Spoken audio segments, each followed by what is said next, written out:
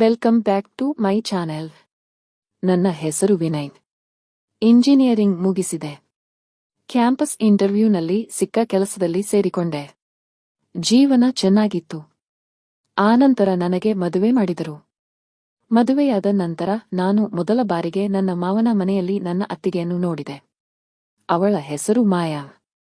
ಅವಳು 5 ರಿಂದ 6 ಅಡಿ ಎತ್ತರ, ಬಿಳಿ ಮೈ ಬಣ್ಣ ಮತ್ತು ದುಂಡಗಿನ ಮುಖ ಹೊಂದಿದ್ದಳು. ಆ ಮುಖಕ್ಕೆ ತಕ್ಕಂತೆ ಗುಲಾಬಿ ಬಣ್ಣದ ತುಟಿಗಳಿಂದ ತುಂಬಾ ಸುಂದರವಾಗಿ ಕಾಣುತ್ತಿದ್ದಳು. ಅವಳಿಗೆ 5 ವರ್ಷದ ಮಗಳಿದ್ದಳು. ಅವಳು ಮನೆಯಲ್ಲಿ ಯಾವಾಗಲೂ ಏನಾದರೂ ಕೆಲಸ ಮಾಡುತ್ತಲೇ ಇರುತ್ತಿದ್ದಳು.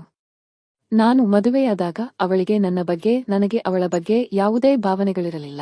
ಮದುವೆಯಾದ 1 ವರ್ಷದ ನಂತರ ನನ್ನ ಹೆಂಡತಿ ಚಿಕ್ಕ ಚಿಕ್ಕ ವಿಷಯಗಳಿಗೂ ಅವಳ ಅಮ್ಮನ ಮನೆಗೆ ಹೋಗಿಬಿಡುತ್ತಿದ್ದಳು. ಒಂದು ದಿನ ನಾನು ಸರ್ಪ್ರೈಸ್ ಕೊಡೋಣ ಎಂದು ನನ್ನ ಹೆಂಡತಿಗೆ ಹೇಳದೆ ಅವಳ ಮನೆಗೆ ಹೋದೆ. ಯಾರು ಕಾಣದ ಕಾರಣ ನಾನು ನೇರವಾಗಿ ನನ್ನ ಹೆಂಡತಿಯ ಬೆಡ್ರೂಮ್ಗೆ ಹೋದೆ. ಆ ದೃಶ್ಯ ನೋಡಿ ನನ್ನ ತಲೆ ಗಿರ ಎಂದು ತಿರುಗಿತು. ನನ್ನ ಹೆಂಡತಿ ತನ್ನ ಬೆಡ್ರೂಮ್ನಲ್ಲಿ ಯಾರೊಂದಿಗೂ ಇದ್ದಳು. ಅಷ್ಟೇ. ನಾನು ಡೈವೋರ್ಸ್ ಕೊಟ್ಟೆ. ನಾನು ಒಬ್ಬಂಟಿಯಾಗಿರುವುದನ್ನು ನೋಡಿ ನಮ್ಮ ಅಪ್ಪ ಅಮ್ಮ ಇನ್ನೊಂದು ಮದುವೆ ಮಾಡಿಸಲು ಯೋಚಿಸಿದರು. ಹುಡುಗಿಯನ್ನು ನೋಡುತ್ತಿದ್ದರು, ಆದರೆ ಯಾರೂ ನನಗೆ ಸರಿಹೊಂದಲಿಲ್ಲ. ಸುಮಾರು 6 ತಿಂಗಳ ನಂತರ ಒಂದು ದಿನ ಮಾಯಾ ಅತ್ತಿಗೆ, ಅಂದರೆ ನನ್ನ ಮಾಜಿ ಹೆಂಡತಿಯ ಅಣ್ಣನ ಹೆಂಡತಿ, ಮಾರ್ಕೆಟ್ನಲ್ಲಿ ಕಂಡಳು. ಅವಳ ಮುಖದ ಮೇಲೆ ಗಾಯಗಳಿದ್ದವು. ಅತ್ತಿಗೆ, ಹೇಗಿದ್ದೀರಾ ಎಂದು ಕೇಳಿದೆ. ಅವಳು, ಚೆನ್ನಾಗಿದ್ದೇನೆ ತಮ್ಮ, ದಯವಿಟ್ಟು ಇಲ್ಲಿಂದ ಹೋಗು. ನಿಮ್ಮ ಮಾವ ನೀನು ನನ್ನೊಂದಿಗೆ ಮಾತಾಡುತ್ತಿರುವುದನ್ನು ನೋಡಿದರೆ ಕೊಂದುಬಿಡುತ್ತಾರೆ ಎಂದಳು. ಸರಿ, ನಾನು ಹೋಗುತ್ತೇನೆ. ಏನಾಯಿತು ಎಂದು ಕೇಳಿದೆ. ಅವಳು ಅಳುತ್ತಾ, ನಿಮ್ಮ ಮಾವ 2ನೇ ಮದುವೆಯಾಗಿದ್ದಾರೆ. ಅವಳನ್ನು ಮನೆಗೆ ಕರೆ ತಂದಿದ್ದಾರೆ. ನನ್ನನ್ನು ಸಣ್ಣಪುಟ್ಟ ವಿಷಯಕ್ಕೂ ಹೊಡೆಯುತ್ತಾರೆ. ನನಗೆ ನರಕ ತೋರಿಸುತ್ತಿದ್ದಾರೆ ವಿನಯ್ ಎಂದಳು. ಸರಿ, ನಿಮ್ಮ ಅಪ್ಪನ ನಂಬರ್ ಕೊಡಿ ಎಂದು ಕೇಳಿ ನಂಬರ್ ತೆಗೆದುಕೊಂಡೆ. ಆನಂತರ ಅಲ್ಲಿಂದ ಹೊರಟೆ. ಮನೆಗೆ ಬಂದ ನಂತರ ಮಾಯಾ ಅತ್ತಿಗೆ ಅಪ್ಪನಿಗೆ ಫೋನ್ ಮಾಡಿ ವಿಷಯ ತಿಳಿಸಿದೆ. ಮಾಯಾ ಅತ್ತಿಗೆ, ಅಪ್ಪ, ನಾನೇನು ಮಾಡಲಾಗುವುದಿಲ್ಲ ಮಗ. ನನಗೆ ಇನ್ನೂ 2 ಹೆಣ್ಣು ಮಕ್ಕಳು ಮದುವೆಗೆ ಇದ್ದಾರೆ. ಅವರೊಂದಿಗೆ ಹೋರಾಡುವ ಶಕ್ತಿಯಿಲ್ಲ. ಅದು ಅವಳ ಕರ್ಮ, ಅವಳನ್ನು ಅಲ್ಲೇ ಇರಲಿ ಬಿಡು ಎಂದರು. ಆ ಉತ್ತರದಿಂದ ಏನೂ ಆಗುವುದಿಲ್ಲ ಎಂದು ನನಗೆ ಅರ್ಥವಾಯಿತು. ಪೋಷಕರ ಬೆಂಬಲವೇ ಇಲ್ಲವಾದರೆ ನಾನೇನು ಮಾಡಲಿ ಎಂದು ಸುಮ್ಮನಾದೆ. 1 ವರ್ಷ ಕಳೆದು ಹೋಯಿತು. ನಾನು ಬೆಂಗಳೂರಿಗೆ ಶಿಫ್ಟ್ ಆಗಿ ಒಂದು ಫ್ಲ್ಯಾಟ್ನಲ್ಲಿ ಇದ್ದೆ. ವೀಕೆಂಡ್ನಲ್ಲಿ ನನ್ನ ಸ್ನೇಹಿತನೊಂದಿಗೆ ಹೊರಗೆ ಹೋಗಲು ಪ್ಲಾನ್ ಮಾಡಿದೆ. ಅವನನ್ನು ಪಿಕ್ ಮಾಡಿಕೊಳ್ಳಲು ಅವನ ಮನೆಗೆ ಹೋದೆ. ನಾನು ಎಷ್ಟು ಹಾರನ್ ಮಾಡಿದರೂ ಅವನು ಹೊರಗೆ ಬರಲಿಲ್ಲ. ಆಗ ನಾನು ಒಳಗೆ ಹೋದೆ. ಅಷ್ಟೇ, ಅಲ್ಲಿ ನೆಲವೊರೆಸುತ್ತಿದ್ದ ಕೆಲಸದವಳನ್ನು ನೋಡಿ ಶಾಕಾಯಿತು. ಅದು ಬೇರೆ ಯಾರೂ ಅಲ್ಲ, ನನ್ನ ಅತ್ತಿಗೆ ಮಾಯಾ. ನನ್ನನ್ನು ನೋಡಿ ಅವಳು ಶಾಕ್ ಆಗಿ ಒಳಗೆ ಹೋದಳು. ಅಷ್ಟರಲ್ಲೇ ನನ್ನ ಸ್ನೇಹಿತ ಬಂದು, ಹೌದು, ಬಂದೆಯಾ? 2 ನಿಮಿಷ ಕಾಯ್.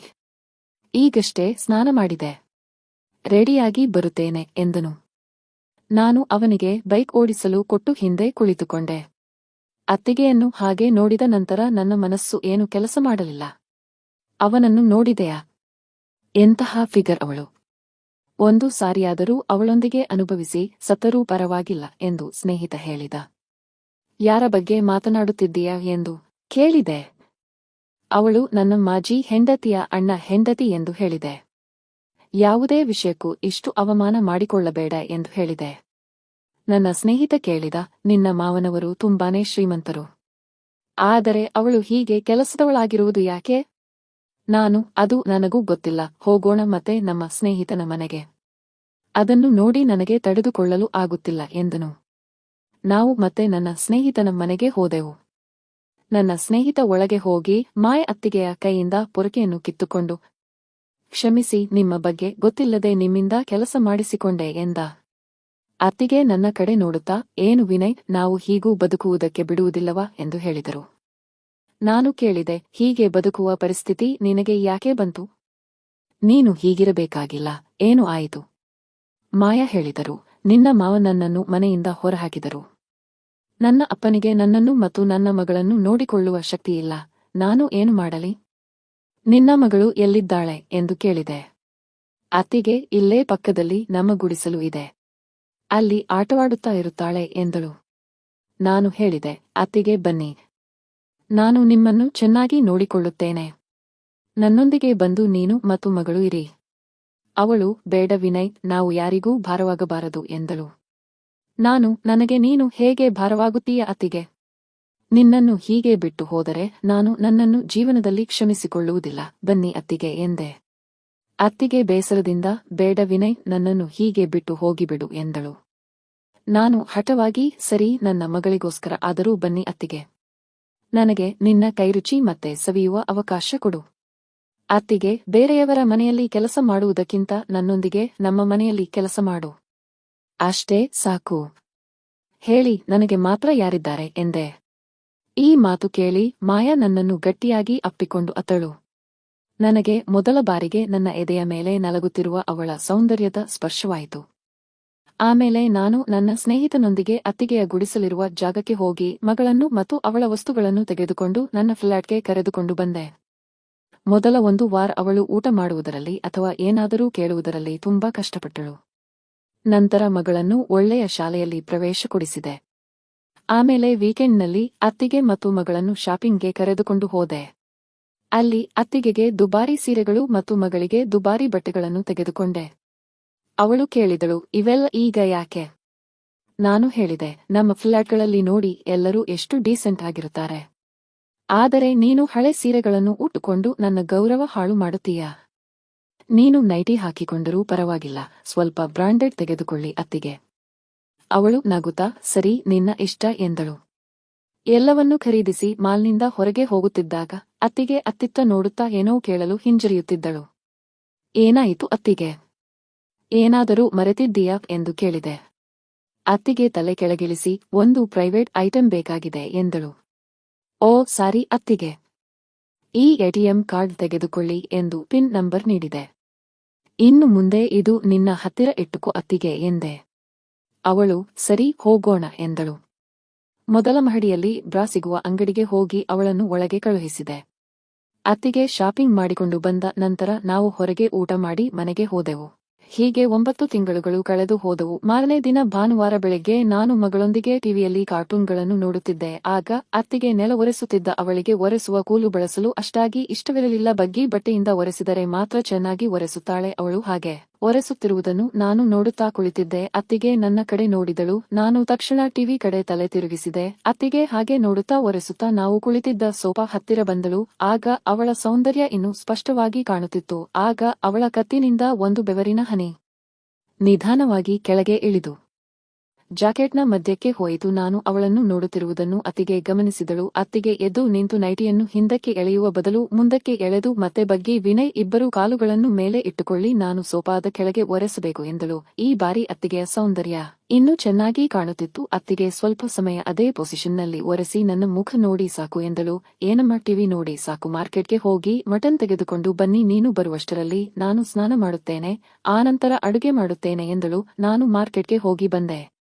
ಅತ್ತಿಗೆ ಸ್ನಾನ ಮಾಡಿ ಸೀರೆ ಹುಟ್ಟುಕೊಂಡಿದ್ದಳು. ನಾನು ಸ್ನಾನ ಮಾಡಲು ನನ್ನ ಬೆಡ್ರೂಮ್ನಲ್ಲಿದ್ದ ಬಾತ್ರೂಮ್ಗೆ ಹೋದೆ. ಅಲ್ಲಿ ಅತ್ತಿಗೆಯ ಪಿಂಕ್ ಬ್ರಾ ತೂಗುತ್ತಿರುವುದನ್ನು ನೋಡಿ ಶಾಕ್ ಆದೆ. ಅತ್ತಿಗೆ ಯಾವಾಗಲೂ ತನ್ನ ರೂಮ್ಗೆ ಅಟ್ಯಾಚ್ ಆಗಿದ್ದ ಬಾತ್ರೂಮ್ನಲ್ಲಿ ಸ್ನಾನ ಮಾಡುತ್ತಿದ್ದಳು. ಆದರೆ ಇಂದು ನನ್ನ ಬಾತ್ರೂಮ್ನಲ್ಲಿ ಸ್ನಾನ ಮಾಡಿದ್ದಾಳೆ ಎಂದು ಅರ್ಥವಾಯಿತು. ಆದರೆ ಯಾಕೆ ಎಂದು ಅರ್ಥವಾಗಲಿಲ್ಲ. ನಾನು ಡೋರ್ ಕ್ಲೋಸ್ ಮಾಡಿಕೊಂಡು ಅತ್ತಿಗೆಯ ಬ್ರಾವನ್ನು ತೆಗೆದುಕೊಂಡು ನೋಡಿದೆ. ಲೇಬಲ್ ಮೇಲೆ ಸೈಜ್ 36 ಎಂದು ಇತ್ತು. ಈ ಅತ್ತಿಗೆ ನನ್ನನ್ನು ನಂಬಿಕೊಂಡು ಬದುಕುತ್ತಿದ್ದಾಳೆ. ಹೀಗೆ ಮಾಡುವುದು ಸರಿಯಲ್ಲ ಎಂದು ಅನಿಸಿತು. ನಾನು ಸ್ನಾನ ಮಾಡಿ ಹೊರಗೆ ಬಂದೆ.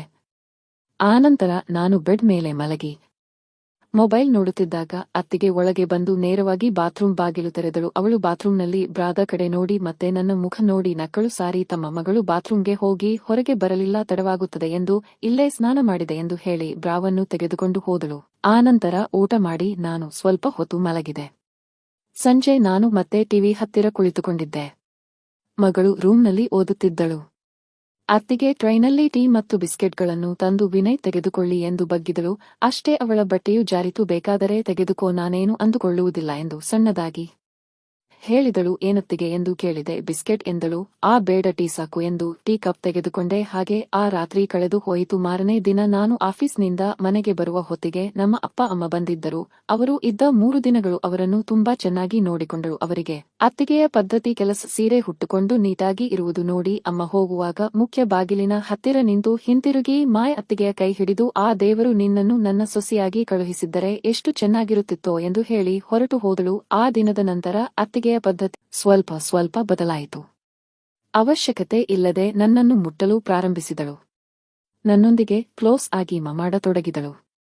ನನಗೆ ಅದು ಇಷ್ಟವಾಯಿತು. ಆದರೆ ಅವಳು ಅತ್ತಿಗೆಯ ಸ್ಥಾನದಲ್ಲಿರುವ ಕಾರಣ ಗಿಲ್ಟ ಫೀಲಿಂಗ್ ಇತ್ತು.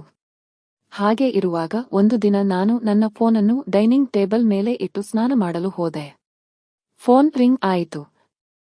ಆಗ ಅತ್ತಿಗೆ ಫೋನ್ ತೆಗೆದುಕೊಂಡು ಯಾರು ಎಂದು ಕೇಳಿದಳು. ಹಾಯ್ ಅತ್ತಿಗೆ, ಗುರುತು ಹಿಡಿದೀರಾ?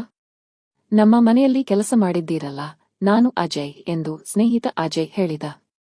ಓ ಅಜಯ್, ಹೇಳು. ವಿನಯ್ ಸ್ನಾನ ಮಾಡುತ್ತಿದ್ದಾನೆ ಎಂದಳು. ಏನಿಲ್ಲ, ನಾಳೆ ಅವನ ಹುಟ್ಟುಹಬ್ಬವಲ್ಲವೇ? ಪ್ಲಾನ್ಗಳೇನು ಎಂದು ಕೇಳಿದ. ಏನು? ನಾಳೆ ವಿನಯ್ ಹುಟ್ಟುಹಬ್ಬವಾ? ಅಜಯ್, ಒಂದು ಸಹಾಯ ಮಾಡುತ್ತೀಯಾ? ಅವನ ಹುಟ್ಟುಹಬ್ಬದ ವಿಷಯ ನನಗೆ ಗೊತ್ತಿದೆ ಎಂದು ಅವನಿಗೆ ಹೇಳಬೇಡ ಪ್ಲೀಸ್ ಎಂದಳು. ಓ ಸರಿ ಅತ್ತಿಗೆ, ಹೇಳುವುದಿಲ್ಲ ಎಂದ ಅಜಯ್. ನಾನು ಆಫೀಸಿಗೆ ಹೋಗಿ ಮನೆಗೆ ಬಂದೆ.